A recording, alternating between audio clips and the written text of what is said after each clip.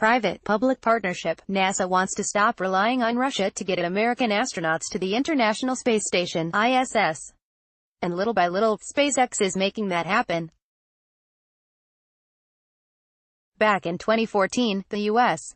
agreed to pay Elon Musk's aerospace company SpaceX $2.6 billion for a spacecraft that could carry the nation's astronauts into orbit. It struck the same deal with Boeing, to the tune of $4.2 billion.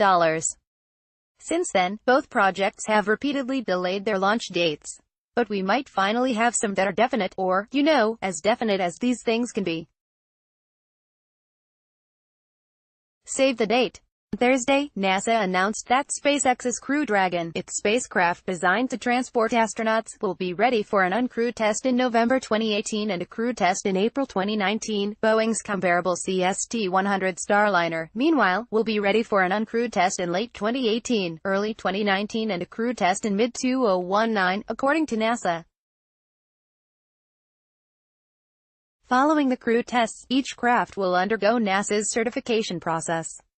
If those go well, the crafts can then achieve their primary purpose, transport U.S. astronauts to the ISS. ISS or bust. This delayed time frame isn't entirely unexpected.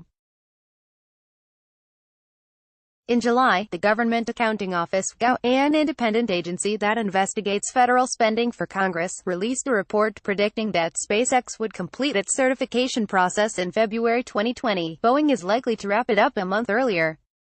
So, these dates aren't surprising, but they also aren't good news. NASA astronauts currently hitch rides to the ISS aboard Russia's Soyuz spacecraft, but that contract ends in November 2019. That means NASA could find itself without any way to get astronauts to or from the ISS between November 2019 and whenever the SpaceX and Boeing craft are finally ready, that is, unless something happens to somehow move these launch dates up.